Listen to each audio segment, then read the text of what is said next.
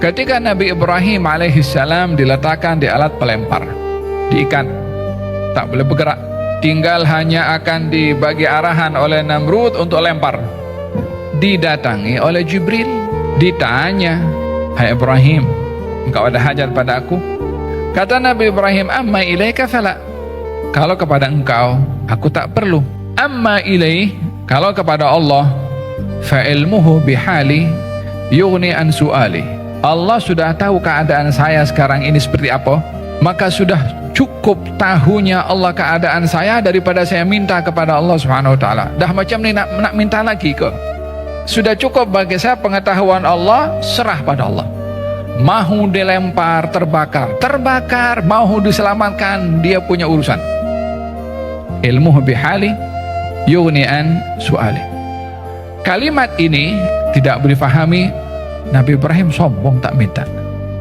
Oh, siapa itu namanya? Ada Khalilullah, orang yang paling dekat dengan Allah Subhanahu wa taala, yaitu Nabi Ibrahim. Ulama mengatakan, kata-kata Nabi Ibrahim yang mengatakan, pengetahuan Allah terhadap keadaan saya sekarang mencukupkan saya daripada meminta kepada Allah. Itu doa yang paling merendahkan diri di hadapan Allah, seperti itu.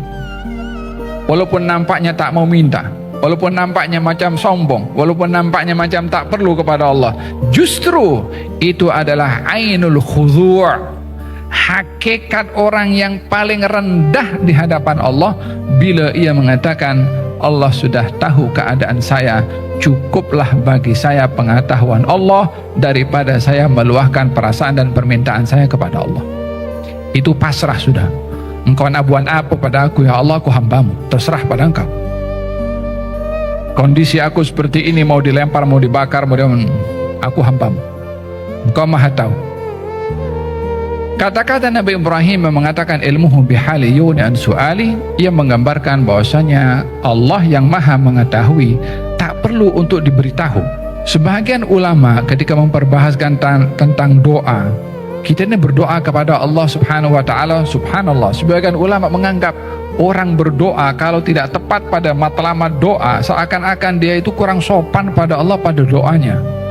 Macam mana kita kurang sopan kepada Allah Subhanahu wa taala dengan berdoa? Bukankah Allah yang suruh kita berdoa dalam Quran, ud'uni astajib lakum, doalah kamu kepada saya, aku kabulkan doa kamu. Bukankah dia menjanjikan amman yujibul muttarra idza da'ah? Siapa yang akan lagi mengabulkan doa orang-orang yang dalam keadaan darurat, keperluan, selain daripada Allah yang akan mengabulkan doanya? Bukankah Allah berfirman dalam Al-Quranul Karim, wa idza sa'alaka ibadi anni fa inni qarib ujibu da'watad da'i idza da'an. Kalau hambaku bertanya kepadamu tentang aku, katakan aku ini dekat, aku kabulkan doa orang berdoa kepada aku, kata Allah Subhanahu wa taala. Dan perintah dalam doa jelas. Dalam hadis Nabi Muhammad SAW pun jelas, Allah suka kepada orang yang suka berdoa kepada Allah Subhanahu wa taala. Tapi sebahagian mengatakan orang yang berdoa kepada Allah Subhanahu wa taala, dia kurang sopan pada Allah Subhanahu wa taala. Apa maksudnya? Bismillahirrahmanirrahim. Nawaina ta'allum wa ta'lim, tadhakkur wa tadhkir, an-nafa' wal-intifa' wal-ifada wal-istifadah, والحث على التمسك بكتاب الله وسنة نبيه والدلالة إلى الخير والدعاء إلى الهدى ابتغاء مرضات الله وقربه وثوابه. Amin Allahumma amin. Firman Allah Subhanahu wa taala dalam surat Al-Isra ayat yang ke-55, wa rabbuka a'lamu biman fis samawati wal ardi.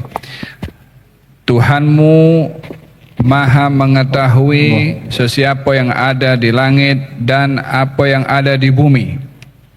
Setelah ayat yang sebelumnya memperbahaskan mengenai bahwasanya Allah Subhanahu wa taala maha mengetahui atas umat Nabi Muhammad sallallahu alaihi wa ala alihi wasallam, siapa di antara mereka yang layak untuk mendapatkan rahmat dan siapa di antara mereka yang layak untuk mendapatkan adab.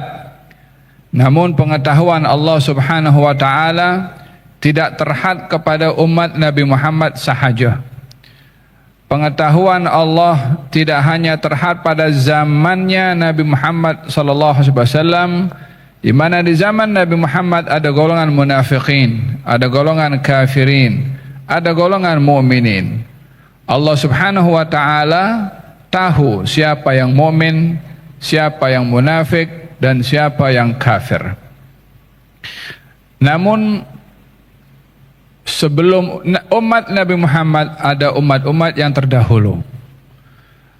Allah Subhanahu wa taala juga mengetahui tentang keadaan mereka walaupun semua sudah berada di alam barzakh. Apa yang mereka lakukan dahulu kepada nabi-nabi mereka yang beriman, Allah tahu.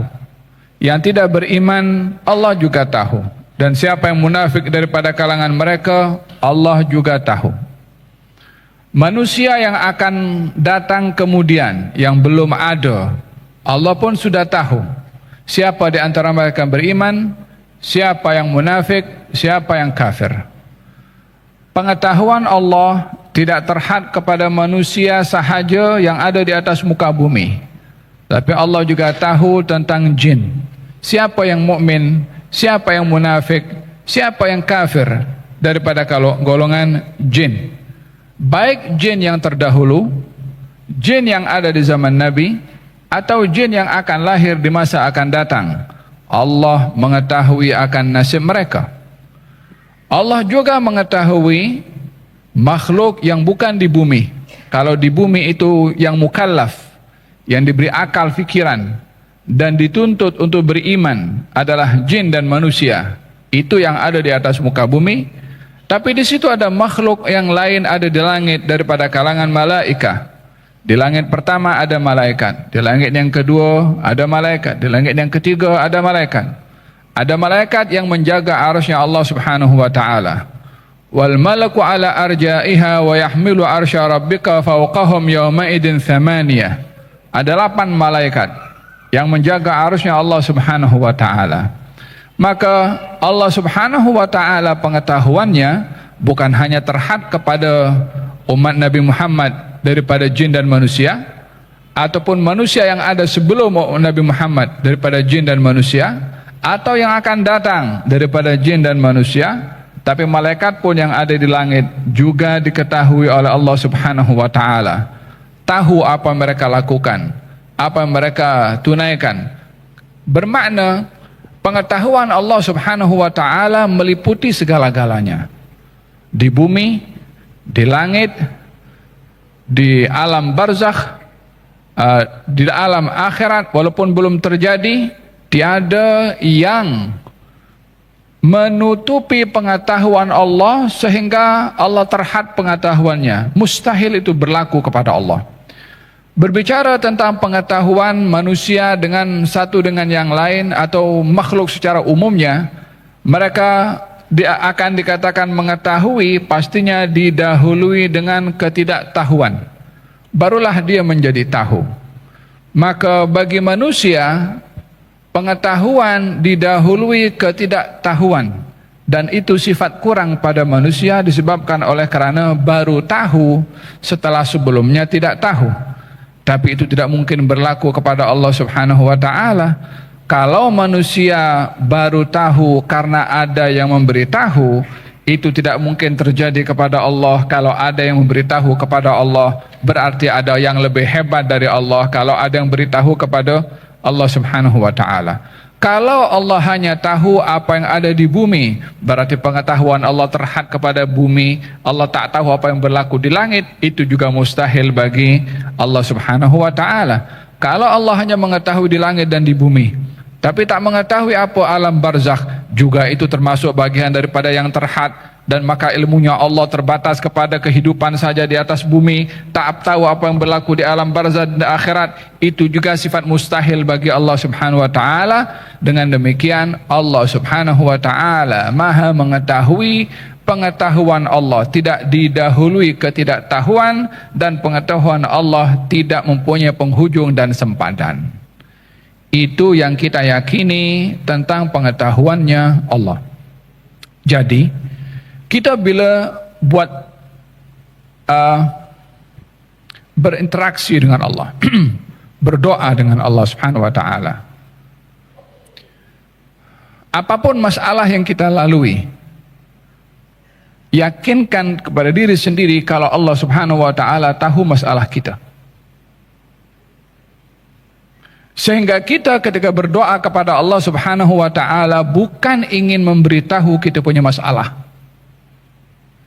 Kalau kita ingin memberitahu masalah kita kepada Allah, sementara saya katakan tadi, pengetahuan Allah itu tidak ada batasnya.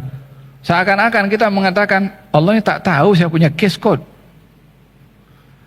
Itu sudah satu keadaan yang kurang sopan kepada Allah. Bila tujuan kita berdoa dan memberitahukan kepada Allah akan kita punya hajat dengan persepsi Allah tak tahu saya punya masalah. Tetapi ketika berdoa dan Allah Subhanahu wa taala, dan kita yakin Allah Maha mengetahui apa kita punya masalah, lalu untuk apa kita berdoa kepada Allah Subhanahu wa taala? Doa kita kepada Allah pada keadaan kita yang diketahui oleh Allah Subhanahu wa taala adalah semata-mata untuk mengingatkan kepada diri kita sendiri kalau kita ini miskin pada Allah. Adapun pengetahuan Allah kepada kita dan keperluan kita kepada Allah akan apa masalah yang berlaku kepada kita, itu sudah tidak boleh diragukan lagi. Ketika Nabi Ibrahim alaihissalam diletakkan di alat pelempar, diikat, tak boleh bergerak, tinggal hanya akan dibagi arahan oleh Namrud untuk lempar. Didatangi oleh Jibril, ditanya, alaka hajah, hai Ibrahim, engkau ada hajat pada aku?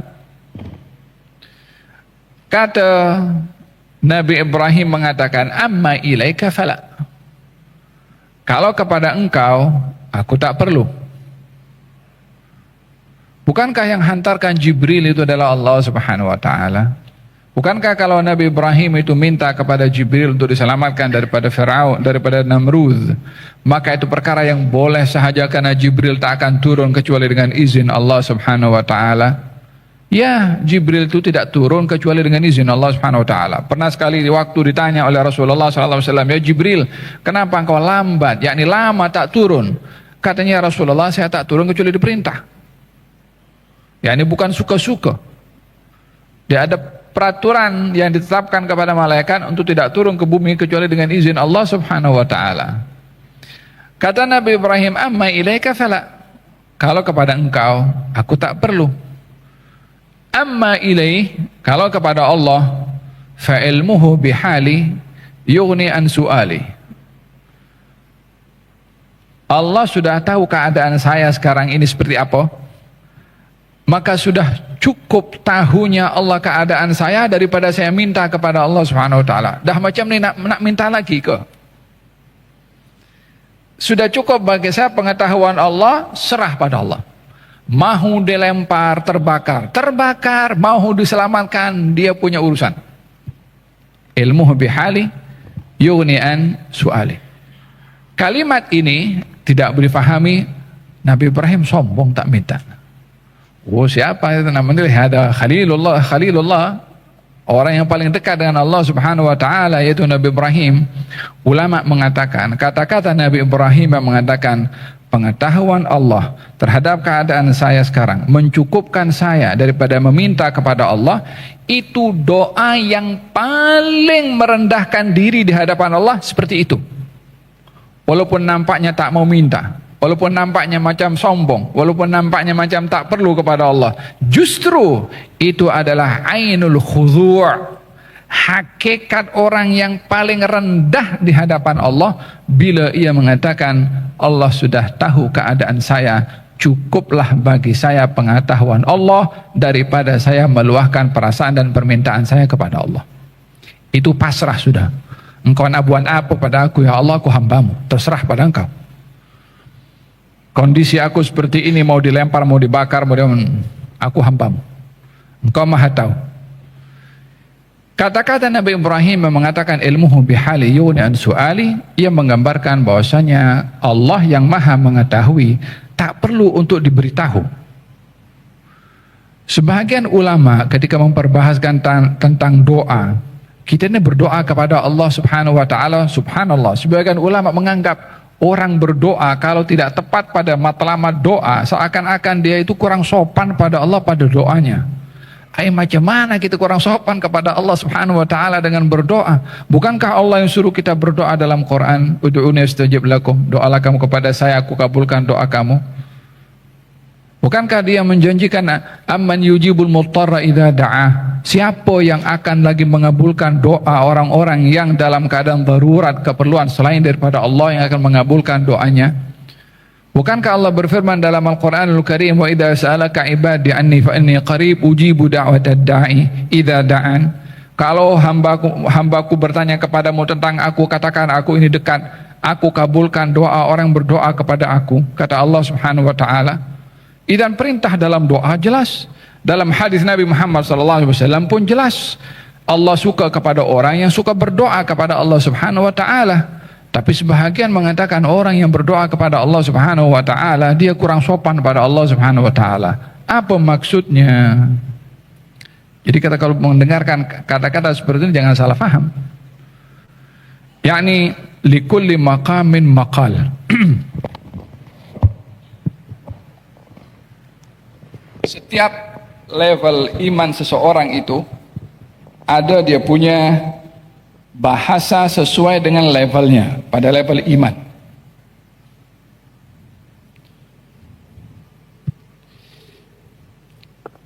Contohnya ada di zaman Rasulullah ketika baginda Rasulullah mengajak sahabat untuk berinfak untuk jihad. Maka Sayyidina Umar datang, saya akan dahului Abu Bakar dalam bersedekah. Maka diambil separuh daripada kekayaan Sayyidina Umar diserahkan kepada Rasulullah. Sayyidina Umar menyangka kalau beliau sudah memberikan yang terbaik dan terbanyak, yakni kalau dia ada 1.500 dibagi, yakni separuh daripada kekayaannya. Datang kepada Rasulullah, ditanya oleh Rasulullah, apa yang kamu tinggalkan untuk keluargamu wahai Umar? Katanya aku tinggalkan separuh daripada hartaku. Datang sebentar lagi Sayyidina Abu Bakar, diserahkan harta untuk jihad. Nabi tanya, apa yang tinggalkan untuk keluargamu wahai Abu Bakar? Katanya aku tinggalkan untuk mereka Allah dan Rasulnya. Maknanya semua dia punya duit dikasih kepada Rasulullah sallallahu alaihi wa ala alihi wasallam. Level iman Sayyidina Abu Bakar tidak boleh diukur dengan level iman Sayyidina Umar. Dan ketika perbezaan kedudukan iman antara keduanya, kita tak boleh menilai, Sayyidina Abu Bakar tak pikir keluarganya ke? Kita adalah satu kekeliruan bisa bila menilai orang mengikut kita punya pemahaman. Sebelum kita itu mengenal pasti pemahaman orang itu macam mana. Berlaku juga kepada Sayyidina Ahmad ibn Hanbal, kepada Syaiban al-Ra'i, Al-Imam Syekh Syaiban. Al-Imam Ahmad ibn Hanbal bertemu dengan Syaiban, salah seorang alim dan arif. Katanya, saya datang kepada kamu mau tanya dengan beberapa soalan. Katanya, silahkan. Katanya, apa hukum orang kalau lupa dalam salat 3 atau 4? Apa patut dia buat? Kata Syaiban Rai mengatakan, dalam mazhab kamu atau mazhab aku? Kata Imam Muhammad, dua-dua madhab.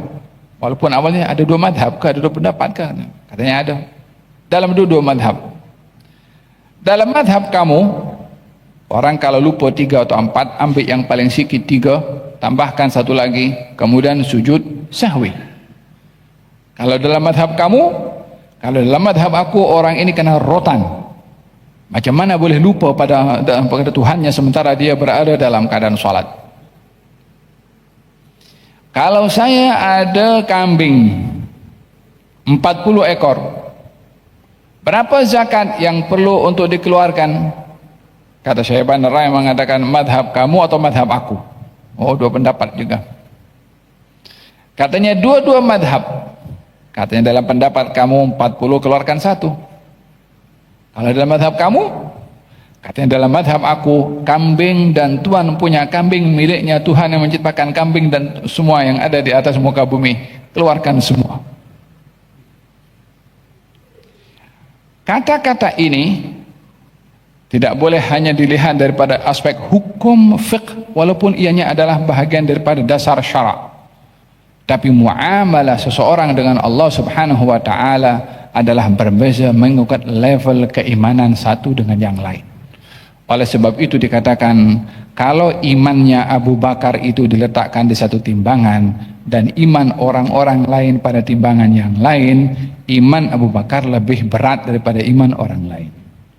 Nak dibandingkan dengan sahabat-sahabat Nabi, walaupun sama-sama sahabat, tapi level keimanan berbeza satu dengan yang lain. Fahimtum? Dan ketika berbicara tentang sikap orang kepada Allah Subhanahu wa taala, mengatakan orang kalau berdoa itu macam tidak sopan kepada Allah, bila maksudnya saya kalau berdoa, kalau seorang berdoa kepada Allah dalam keadaan sakit, kemudian diminta sehat kepada Allah Subhanahu wa taala, masa dia sebelum sakit Allah tahu tidak kalau dia akan sakit? Allah tahu.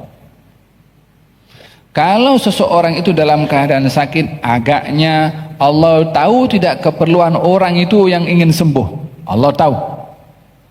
Jadi kalau Allah sudah tahu apa yang diperlukan oleh orang itu untuk sehat, dia masih minta kepada Allah, sementara Allah sudah tahu, dia mengingatkan kepada Allah seakan-akan lambat kasih apa yang dia nak dari Allah Subhanahu wa taala, dan itu adalah satu sikap yang tidak sopan. Atau dia menganggap Allah tak tahu kalau dia mahu sembuh, maka itu pun juga sikap tidak sopan kalau mengatakan Allah tidak tahu. Jadi daripada itu, mereka mengatakan minta kepada Allah, doa kepada Allah seakan-akan ada sikap yang kurang sopan kepada Allah. Imam Nawawi menjelaskan hal ini dalam kitab Al-Azkarnya, namun ketika diberi mencantumkan antara sopan dan adab kepada Allah pada permintaan dan doa dengan perintah Allah untuk berdoa, seseorang ketika berdoa bukan ingin memberitahukan apa yang kita perlu, bukan ingin mengingatkan Allah apa yang kita mahu, tapi lebih kepada untuk menunjukkan kalau kita yang perlu kepada Allah Subhanahu wa taala, bukan karena Allah tak tahu atau lambat pemberian Allah Subhanahu wa taala kepada apa yang kita minta, namun lebih mengingatkan kepada diri sendiri, saya ini miskin, saya ini susah, saya ini sakit, ingin saya sembuh. Yang melihat kepada kekurangan yang ada pada diri sendiri berbandingkan melihat apa yang kurang pada Allah Subhanahu wa taala, dan itu adalah sikap yang tidak sopan bila melihat demikian kepada Allah Subhanahu wa taala. Rabbal alamin ya Rahman ya Rahim, salli Rabbi wa sallim ala khairil mursalin.